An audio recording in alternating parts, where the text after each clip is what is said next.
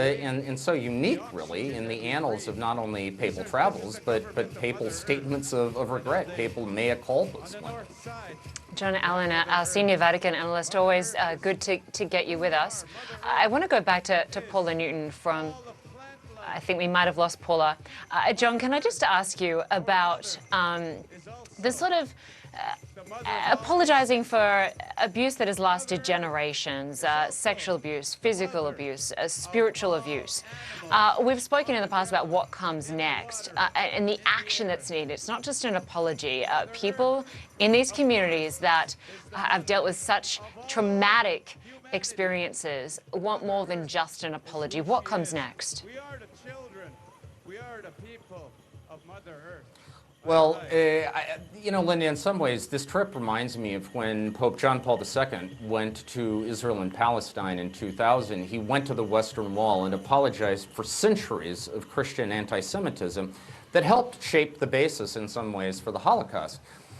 That apology was profoundly moving. I mean, people wept when it happened, but then there was the question, okay, what comes next? And in Catholic-Jewish dialogue ever since, there's been that question about, has the Church adequately done justice for the sins of the past? Has it adequately turned over a new leaf?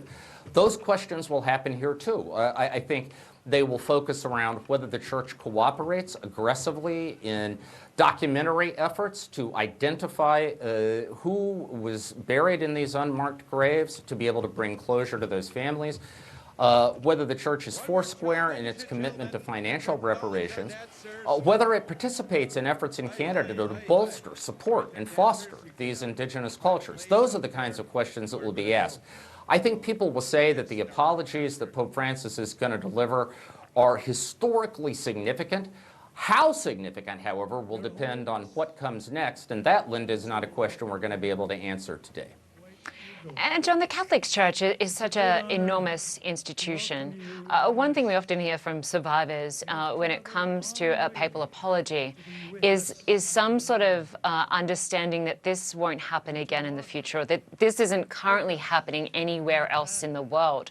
But it's one of those things that it's pretty hard to give some sort of guarantee, as much as the Catholic Church hopes and prays that this is in the past.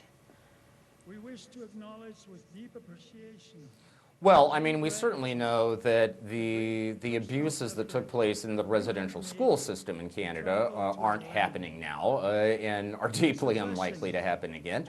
I think there probably is no place in the world where the Catholic Church is currently participating actively in an effort to forcibly remove children from Indigenous families and try to eradicate their culture. That said, if the question is being asked, can the Catholic Church issue an ironclad guarantee that no one anywhere in the world today is being abused by a representative of the Church? No, of course they can't deliver that kind of guarantee, which is why eternal vigilance is the price of change. I think Pope Francis is committed to a program of reform. His presence in Canada today is indicative of that.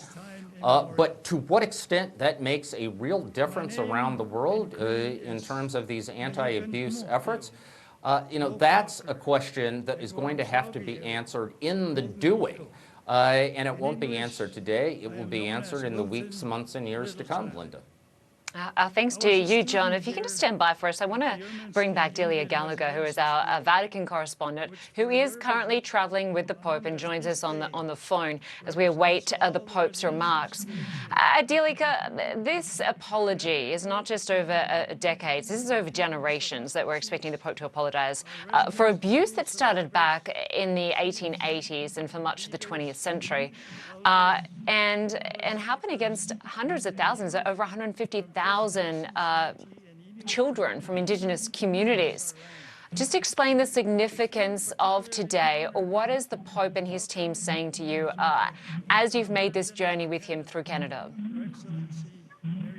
Well, look, this is really a historical moment that we're witnessing, Linda, because the question of apology, the Pope has apologized, and indeed Benedict XVI also asked for forgiveness. Some people said it wasn't a strict apology, but from the Vatican. And one of the requests of the Indigenous people and indeed of the government of Canada was that the Pope come here, come to Canada and be on this soil and be with these people. And that turned out to also be one of the hopes of Pope Francis. Now, of course, the problem was he had a terrible knee issue, and so we weren't even sure if he was going to be able to make this trip. If you remember, just 3 weeks ago, he had to cancel a trip to Africa because of his knee issue. On the plane, he was standing and walking up and down with the use of a cane, so he can obviously have some limited mobility, but he has been traveling around here in a wheelchair. He did not come down the steps of the airplane, for example. He was airlifted down. But that aside, it's very significant that the Pope really wanted to make this trip. You know, there was an indigenous group at the Vatican at the end of March, early April, that came to be with the Pope, and he apologized again there to them, but promised that he would come to Canada, and that's what we're seeing today. The importance for the Indigenous people, and also the importance for Pope Francis. He recognizes that, you know, the land where the people live, he has said it many times before in different contexts, is extremely important. If you only consider his whole encyclical of Laudato Si', the one where he's talking about the care for the earth. And I think that that's very tied into his visit here, not only to apologize for the abuses that happened with the residential schools, but to draw attention to Indigenous communities here and around the world in terms of their closeness to the earth. There are people who revere the earth, and try to draw other people's attention to the fact that we need to also revitalize these communities and appreciate these communities. So you also have that kind of underlying message. Indeed, the apology is the first and most important thing, but the apology on these grounds makes it even more powerful. I have to say that we've spoken to people that are here. We have survivors here. This place is used to be the site of one of the largest residential schools in Canada. And they've come here to see the Pope, but they've been giving their testimony, a very powerful testimony. There are some survivors here, and they've spoken about apologies. They've said, yes, we've heard apologies. We are happy to hear another apology from the Pope on our soil. Apologies aren't any good without action, and they have some actionable steps, such as financial reparations, such as opening archives in order to understand exactly what facts are behind the residential schools and what happened to the children who didn't return. So they have some actual steps that they're also hoping that the Pope will support. We'll see what he says about that.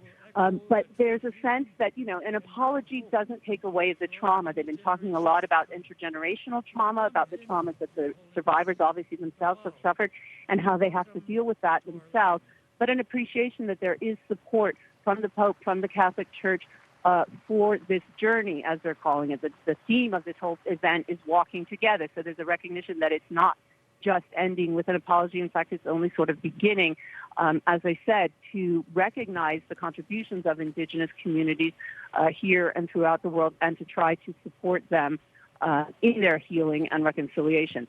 So they are looking for an apology, but they've already sort of spoken about that. You know, when the Pope apologized, one of them was saying, well, you know, we can sense if it's a sincere apology, but we also want the actionable steps, and we also recognize that it doesn't take away the trauma, but an appreciation of a historical moment. This is really something they themselves wanted, to have a Pope here on their soil, and that's what we're seeing this morning. Linda? And Delia, you mentioned that survivors there are listening and giving testimony. Also, current and former chiefs from the Indigenous community are speaking, performing. And we saw images just moments ago of the Prime Minister, Canada's Prime Minister Justin Trudeau. But we do know, as far as the schools go, the residential schools, there are 130 residential schools impacted by this abuse. The Pope is now speaking. Let's listen in. De Massachusetts y de esta tierra canadiense. Queridos hermanos y hermanas, esperaba que llegara este momento para estar entre ustedes. Desde aquí, desde este lugar tristemente evocativo, quisiera comenzar lo que deseo en mi interior, una peregrinación penitencial. Llego hasta sus tierras nativas para decirles personalmente que estoy dolido, para implorar a Dios el perdón, la sanación y la reconciliación, para manifestarles mi cercanía para rezar con ustedes y por ustedes. Madam Governor General, Mr. Prime Minister, dear Indigenous peoples of Mascawichis and of this land of Canada, dear brothers and sisters, I have been waiting to come here and be with you. Here, from this place associated with painful memories, I would like to begin what I consider a pilgrimage, a penitential pilgrimage. I have come to your native lands to tell you in person of my sorrow, to implore God's forgiveness, healing, and reconciliation, to express my closeness, and to pray with you and for you. Recuerdo los encuentros que tuvimos en Roma hace 4 meses. En ese momento me entregaron en prenda 2 pares de mocasines, signo del sufrimiento padecido por los niños indígenas, en particular de los que lamentablemente no volvieron más a casa desde las escuelas residenciales. Me pidieron que devolviera los mocasines cuando llegara a Canadá. Los traje y lo haré al terminar estas palabras. Y quisiera inspirarme precisamente en este símbolo que en los meses pasados reavivó en mí el dolor, la indignación y la vergüenza. El recuerdo de esos niños provoca aflicción y exhorta a actuar para que todos los niños sean tratados con amor, honor y respeto. Pero esos mocasines también nos hablan de un camino, de un recorrido que deseamos hacer juntos. Caminar juntos, rezar juntos, trabajar juntos para que los sufrimientos del pasado dejen el lugar a un futuro de justicia, de sanación y de reconciliación. I recall the meetings we had in Rome 4 months ago. At that time, I was given 2 pairs of moccasins as a sign of the suffering endured by Indigenous children, especially those who, unfortunately, never came back home from the residential schools. I was asked to return the moccasins when I came to Canada. I brought them, and I will do so at the end of these few words, in which I would like to reflect on this symbol, which over the past few months has kept alive my sense of sorrow, indignation, and shame. The memory of those children is indeed painful. It urges us to work to ensure that every child is treated with love, honor, and respect. At the same time, those moccasins also speak to us of a path to follow, a journey that we desire to make together. We want to walk together, to pray together, and to work together so that the sufferings of the past can lead to a future of justice, healing, and reconciliation.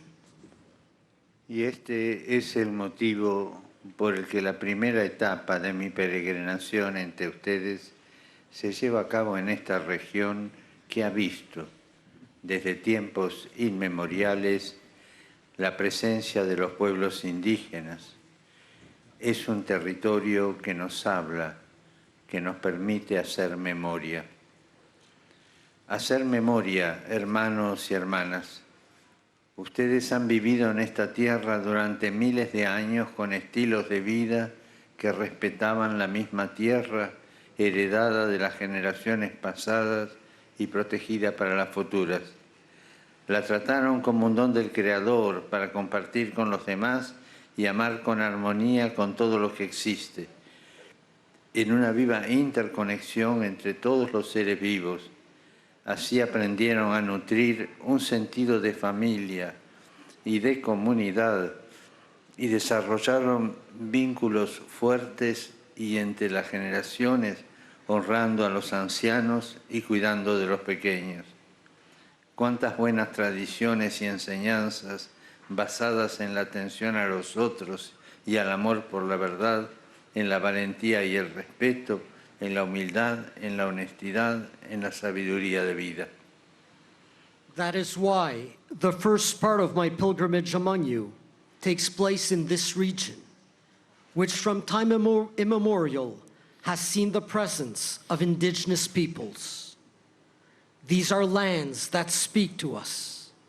They enable us to remember. To remember, brothers and sisters, you have lived on these lands for thousands of years, following ways of life that respect the earth, which you received as a legacy from past generations, and are keeping for those yet to come. You have treated it as a sign of the Creator, to be shared with others, and to be cherished in harmony with all that exists, in profound fellowship with all living beings. In this way, you learn to foster a sense of family and community, and to build solid bonds between generations, honoring your elders and caring for your little ones.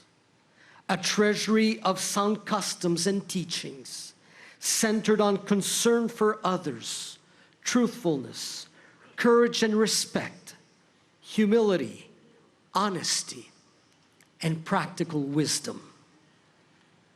Pero si estos fueron los primeros pasos dados en estos territorios, la memoria nos lleva tristemente a los sucesivos. El lugar en el que nos encontramos hace resonar en mí un grito de dolor, un clamor sofocado que me acompañó durante estos meses. Pienso en el drama sufrido por tantos de ustedes, por sus familias, por sus comunidades, en lo que ustedes compartieron conmigo sobre los sufrimientos padecidos en las escuelas residenciales. Son traumas que en cierto modo reviven cada vez que se recuerdan y soy consciente de que también nuestro encuentro de hoy puede despertar recuerdos y heridas y que muchos de ustedes podrían sentirse mal mientras yo hablo. Pero es justo hacer memoria, porque el olvido lleva a la indiferencia. Y como se ha dicho, lo opuesto al amor no es tanto el odio, es la indiferencia. Lo opuesto a la vida no es la muerte, es la indiferencia a la vida o a la muerte. Hacer memoria de las devastadoras experiencias que ocurrieron en estas escuelas residenciales nos golpea, nos indigna, nos entristece, pero es necesario. Yet, if those were the first steps taken in these lands, the path of remembrance leads us, sadly, to those that followed.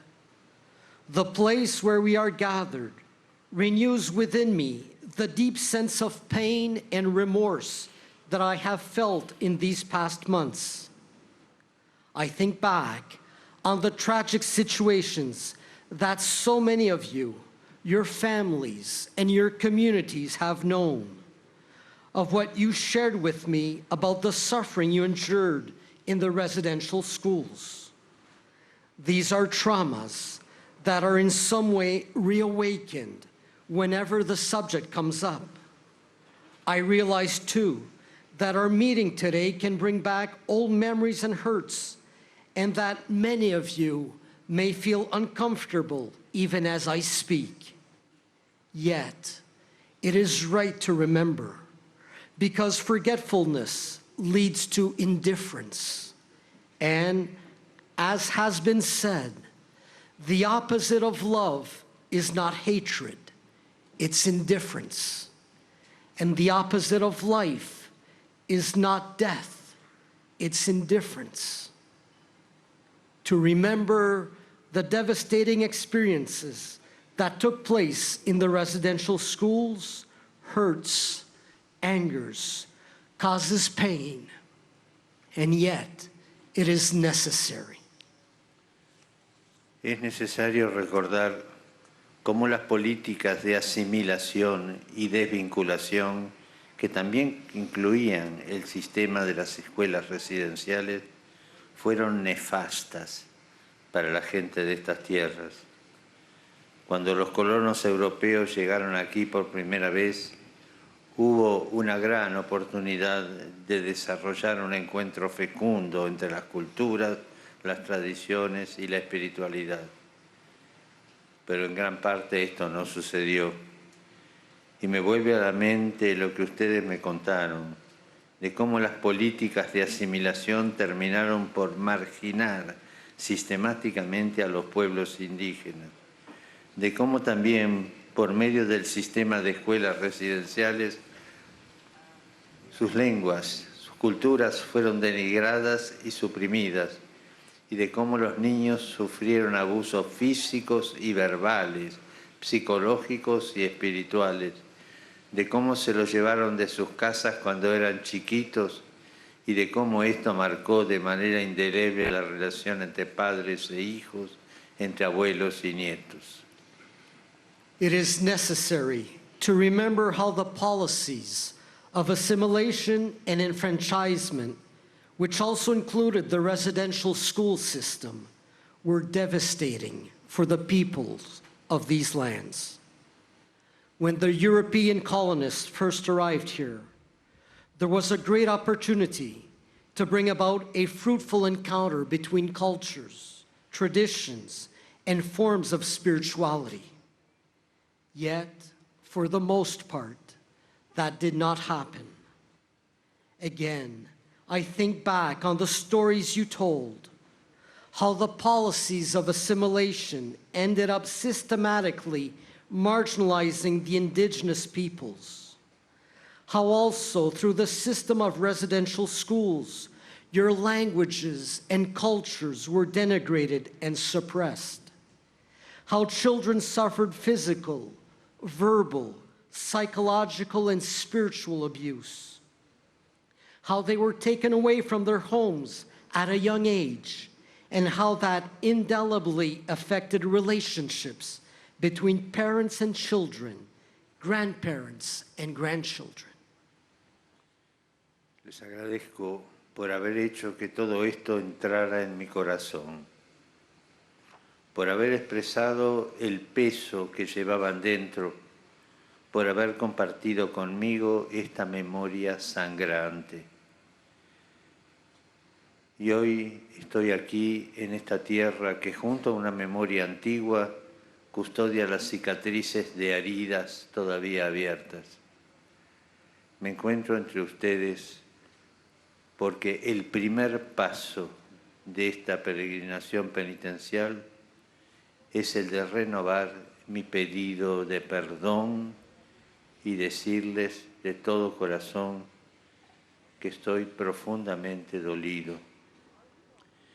Pido perdón por la manera en la que lamentablemente muchos cristianos adoptaron la mentalidad colonialista de las potencias que oprimieron a los pueblos indígenas. Estoy dolido. Pido perdón en particular por el modo en que muchos miembros de la Iglesia y de las comunidades religiosas cooperaron, también por medio de la indiferencia, en esos proyectos de destrucción cultural y asimilaron forzadas de los gobiernos de la época que finalizaron en el sistema de las escuelas residenciales. I thank you for making me appreciate this, for telling me about the heavy burdens that you still bear, for sharing with me these bitter memories. Today, I am here in this land that, along with its ancient memories, preserves the scars of still open wounds. I am here because the first step of my penitential pilgrimage among you is that of again asking forgiveness, of telling you once more that I am deeply sorry.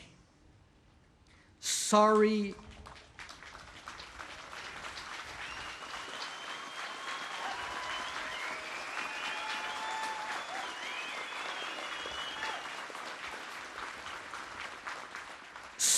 for the ways in which, regrettably, many Christians supported the colonizing mentality of the powers that oppress the indigenous peoples. I am sorry. I ask forgiveness.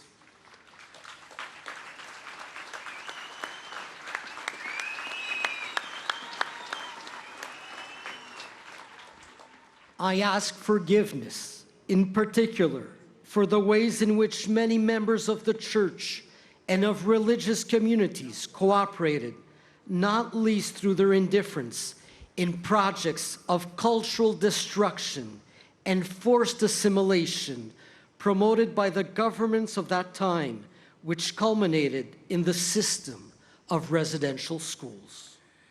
Aunque la caridad cristiana haya estado presente y existan no pocos ejemplares de entrega por los niños, con todo, las consecuencias globales de las políticas ligadas a las escuelas residenciales han sido catastróficas. Lo que la fe cristiana nos dice es que fue un error devastador, incompatible con el Evangelio de Jesucristo. Duele saber que ese terreno compacto de valores, lengua y cultura, que confirió a sus pueblos un sentido genuino de identidad, duele saber que haya sido erosionado y que ustedes siguen pagando los efectos. Frente a este mal que indigna, la Iglesia se arrodilla ante Dios y le implora perdón por los pecados de sus hijos. Quisiera repetir con vergüenza y claridad: pido perdón humildemente por el mal que tantos cristianos cometieron contra los pueblos indígenas. Although Christian charity was not absent, and there were many outstanding instances of devotion and care for children, the overall effects of the policies linked to the residential schools were catastrophic. What our Christian faith tells us is that this was a disastrous error, incompatible with the gospel of Jesus Christ.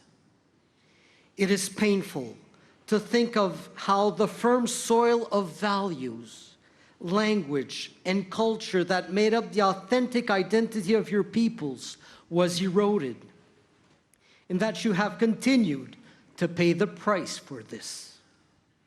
In the face of this deplorable evil, the Church kneels before God and implores His forgiveness for the sins of her children.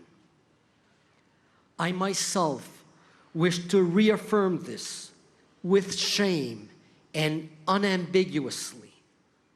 I humbly beg forgiveness for the evil committed by so many Christians against the indigenous peoples. Queridos hermanos y hermanas,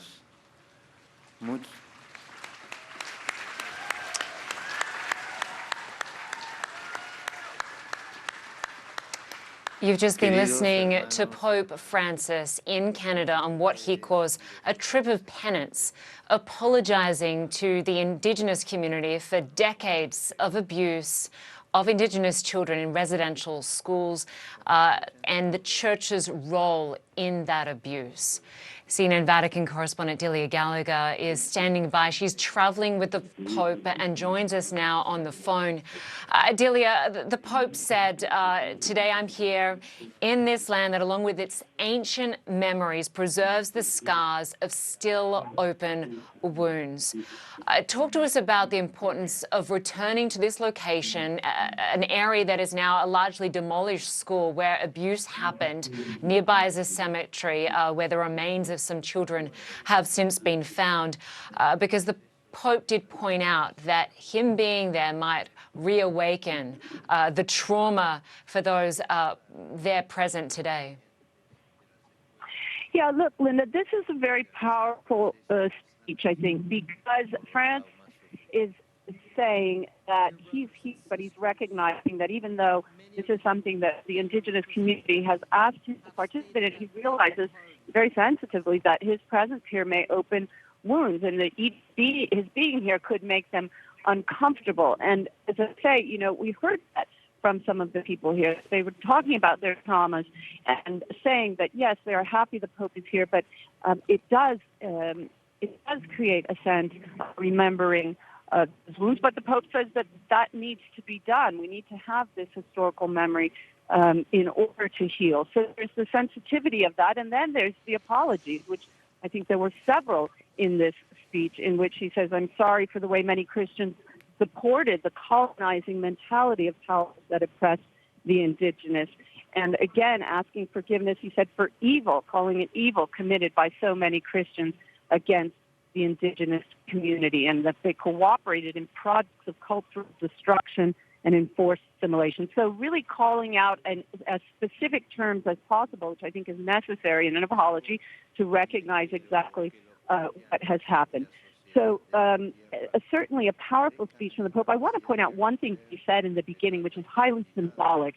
He talked about the little moccasins, if you remember, Linda, and he said he's going to give them back at the end of this speech. And it's significant because those moccasins were brought, they're children's moccasins, and one of the First Nations leaders, when they came to the Vatican in end of March, early April, brought those moccasins to the Pope and said these were shoes representative of the children from residential schools who never returned home. And they were a symbol of a promise that the Pope would come here and would bring back those shoes. And it's been a little story that we've been watching because the representative from First Nation said, you know, she hoped that those shoes would indeed come back. And it's been the first gesture that the Pope has done in this opening event of his 6-day trip in Canada. And again, I think that shows something of the sensibility of Pope Francis, the sensitivity of Pope Francis to being here on soil with the people that he brings the shoes back. That was something that was very important to soldiers of the First Nations that had come to the Vatican. Linda? Delia Gallagher for us, traveling with the Pope in Canada. Good to have you with us. Thanks very much. For more on this, I want to bring in Father Tom Rees, who joins us now from via Skype. He's a Jesuit priest, a senior analyst for Religion News Service, and also the author of Inside the Vatican. Good to have you with us, Father. Good to be with you again. So we just heard the Pope there apologising for the abuse against Indigenous children in these residential schools throughout Canada. Certainly a lot weighing on this moment. Talk to us about the preparation that went into this moment, because this certainly wasn't the first time the Pope has apologised for the abuse against Indigenous children throughout Canada, but this is the first time he's done it in the country. I think that what was really good about this apology was it showed that the Pope prepared for it by listening to the Indigenous people themselves. I mean, typically the church would come in and say, well, there were a few bad apples and, you know, we're sorry about this, but most people were trying to do the right thing. No, he didn't play that card. He came in and gave a comprehensive apology, saying not only was this damaging to the kids, it was destroying the culture of a people, that the church had been allied with the colonial powers and that the church needed to apologize for the sins of its children and the way they treated the culture of these people, the people themselves, and the way in which this was such a devastating impact on the people and this impact has continued. They are still suffering from the impact of these schools and what was done by the government and with the cooperation of the church. So he wanted to, first of all, listen to the Indigenous people and then give a comprehensive apology and not just, you know, pretend that this was a few bad apples that did some things wrong. Yeah, it's certainly some very, very powerful words there. And he spoke, he said, "I am deeply sorry." And he used the word sorry quite a few times throughout the speech. The Pope saying sorry for the ways in which regrettably many Christians supported the colonizing mentality of the powers that oppress the Indigenous peoples. He said, "I am sorry. I ask for forgiveness, in particular for the ways in which many members of the church and of religious communities cooperated, not least through their indifference in projects of cultural destruction, forced assimilation, promoted by the governments of that time, which culminated in the system of residential schools." Because this abuse went on for generations, for decades. And he did speak about the fact that he was aware that this day might reawaken some of the trauma for survivors there listening to his speech. Talk to us about what sort of reconciliation, what sort of healing comes next? Well, I think that, again, we have to, as a church, have to turn to the Indigenous people and ask them, what do you want to happen next?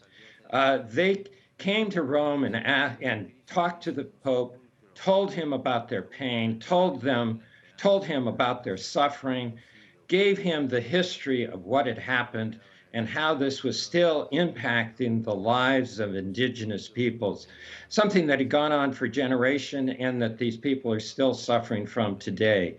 So the next stage of this has to be, again, listening to the Indigenous people, respecting their cultures.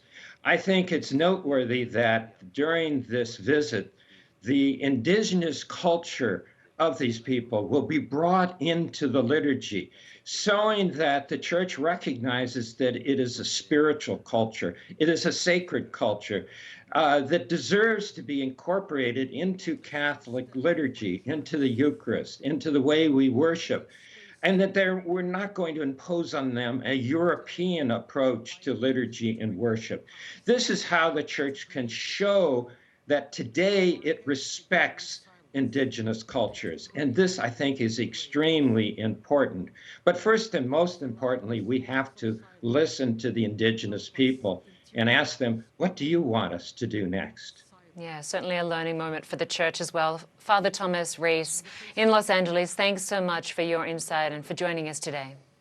Good to be with you. And we are watching that trip. Pope Francis apologising to the Indigenous community in Canada for the years of abuse. You're watching CNN. I'm Linda Kincaid. We're going to join Amanpour in progress. Stay with us. More serious than a democracy starting to lose faith in its elections. And when Americans are told on one hand that their elections are fraudulent, on the other hand, that people are trying to suppress the vote, no wonder they're losing faith in their elections. And so rather than saying, yes, we have some issues with our elections, I for one, believe voter ID is really an important thing to do. Because I went around the world as secretary telling people not to do signature matching, right? Because what happens with signature matching?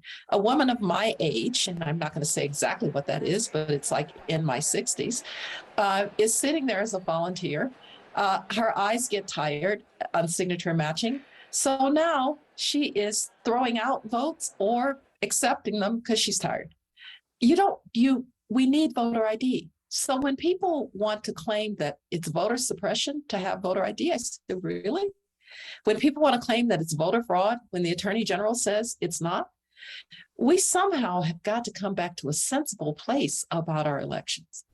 Wait, you seem to be equating the election deniers with people who worry about voter suppression, which may or may not be that big of a problem. No, it's not. I'm not trying to equate anything, Walter. I'm just saying that when I hear those terms, they're meant to stop the conversation, not to start it. And could we just back off and look at what we actually really need to do with our elections? But no, I've said the January 6th situation is sui generis. It is a unique situation in American history. But my point is, we do have serious things that we need to do about our elections. But until we stop calling names, we're not going to be able to deal with them. In your 2019 book, which I really love because it was very prescient, I think it was called To Build a Better World, you talked about the rise of populism around the world and sort of the anti-establishment politics. And you wrote about the four horses of the apocalypse: populism, nativism, protectionism, and isolationism. What do you say now after 3 years? It seems to have gotten worse. Yeah. I'm afraid I think it is getting worse. And in part, Walter, I think we all have to take some responsibility that those of us who talked glowingly about globalization didn't actually think about people who were getting left behind in globalization. If you're the unemployed coal miner or the unemployed steel worker in Great Britain, globalization didn't treat you very fairly. And people's skills didn't keep pace with what was needed. And it's, by the way, not just globalization, it's automation as well. And so I think the only way to beat back those four horsemen of the apocalypse is to make opportunity real for people in the world in which we live, not the nostalgic world of the past. And we've got a lot of work to do. It's, you know, that I'm a great proponent of looking hard at our K-12 education system, looking hard at skills development. We need a human potential initiative in the United States, because if people don't believe that they can get ahead, they're going to be susceptible to the siren songs of populists who will tell them it's not their fault, it's somebody else's fault. Secretary Condoleezza Rice, thank you for joining us. Thank you, Walter. It's great to be with you. Next, we go north to Canada, where Pope Francis is visiting on what the Vatican is calling a penitential pilgrimage. He's there to apologize for the abuse of Indigenous children in Catholic-run residential schools. A dark chapter in Canada's history that made global headlines after hundreds of unmarked graves were found at residential schools last year. Take a listen to some of what the Pope said today. I have come to your native lands to tell you in person of my sorrow, to implore God's forgiveness, healing, and reconciliation, to express my closeness, and to pray with you and for you. Well, that apology has been a long time coming, as our Paula Newton reports. It is a papal trip like no other, one that will see Pope Francis humble himself on behalf of the Catholic Church and apologize to Canada's Indigenous peoples for years of abuse and harm.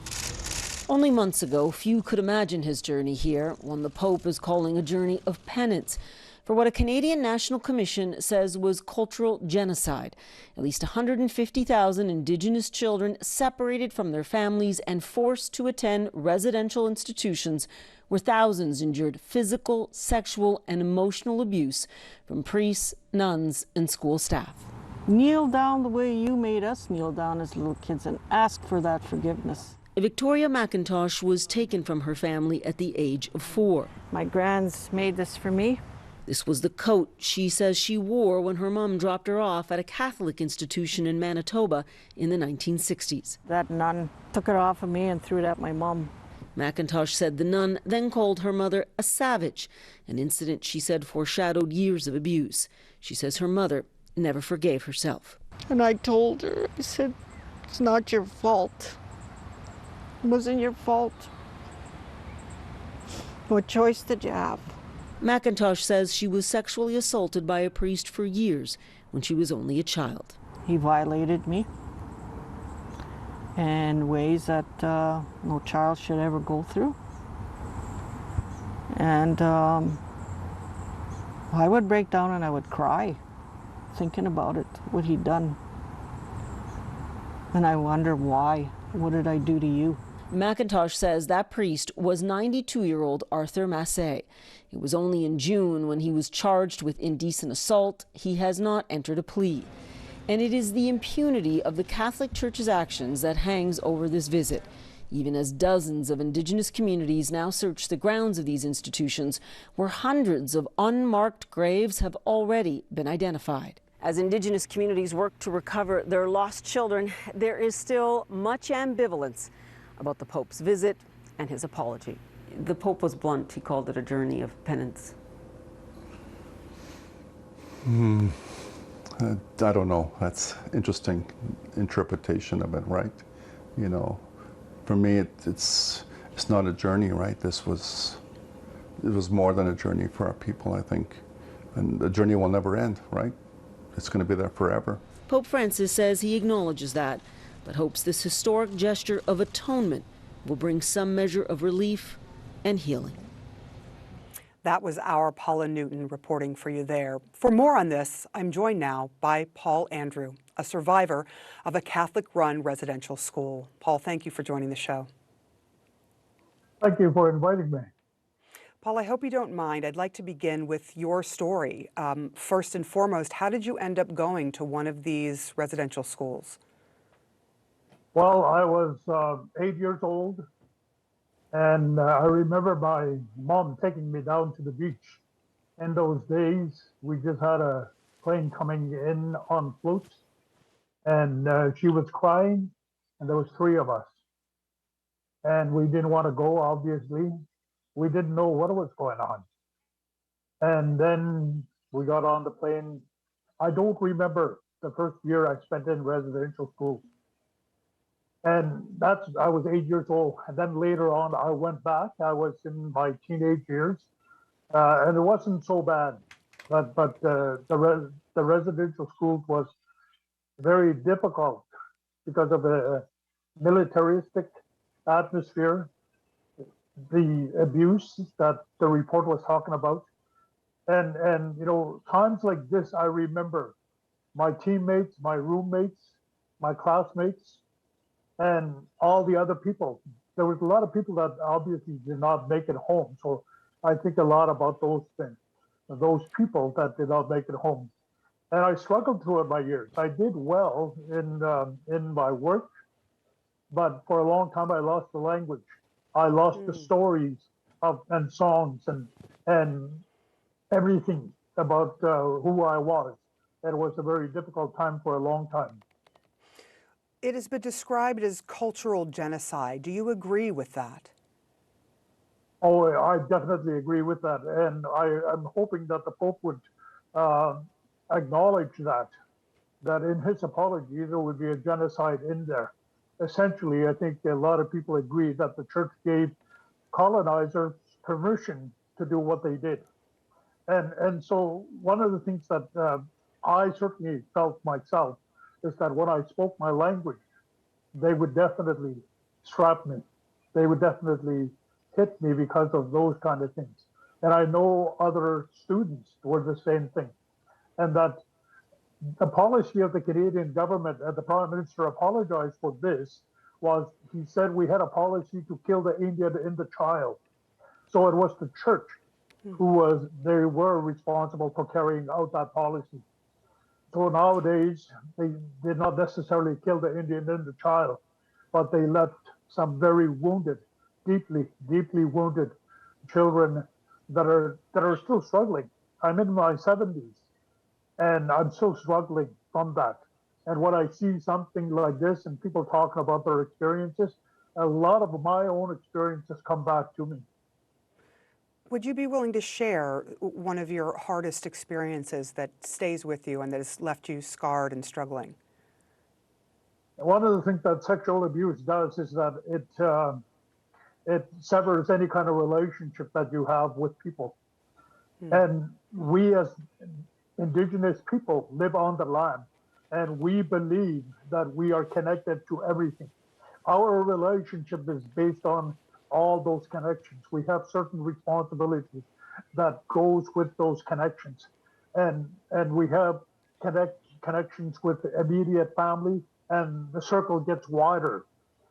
What has happened with sexual abuse particularly is that it severed those relationships. And when you're a young child, you don't realize that. You begin to think that this new way of relationship is the way to do that.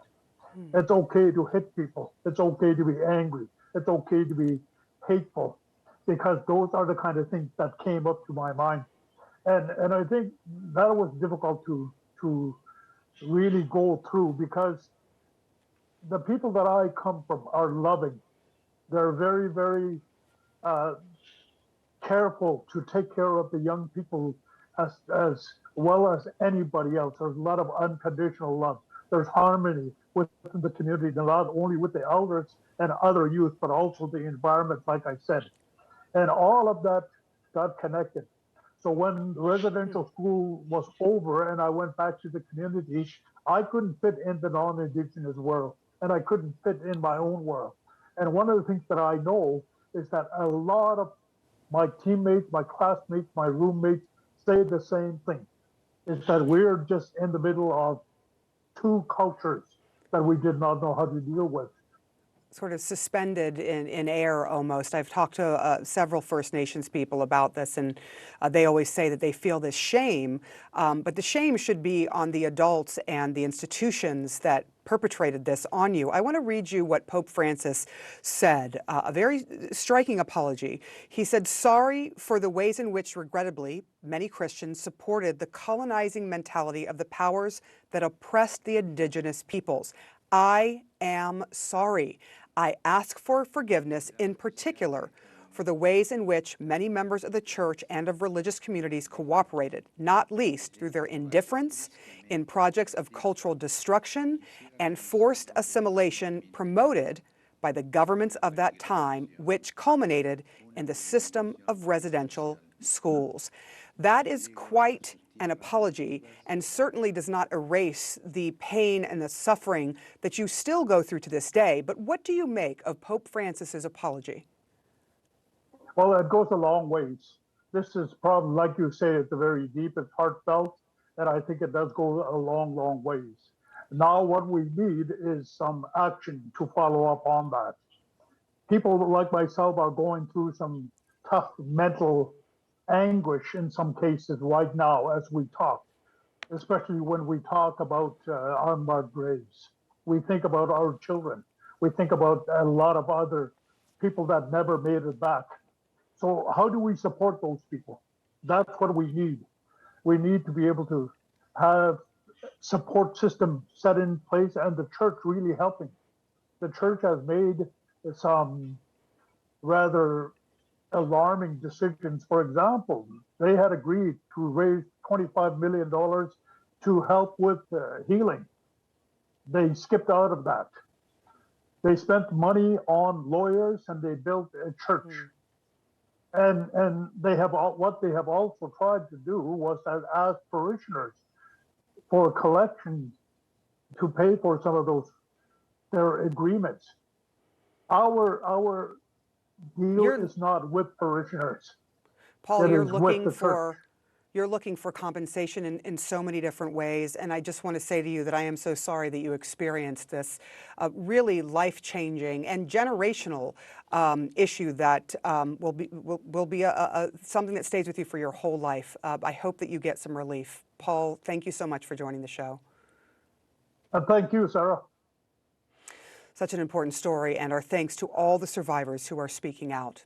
And finally, a tear-jerking surprise for the audience at this weekend's Newport Folk Festival. Legendary singer Joni Mitchell graced the stage in Rhode Island alongside Brandi Carlile. It was a rare appearance for Mitchell, who suffered a brain aneurysm in 2015. Take a listen.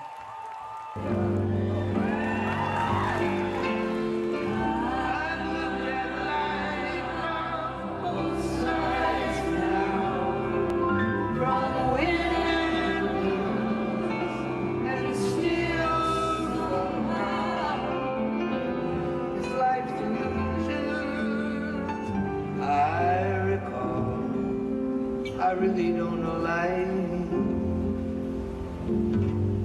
I really don't know life at all.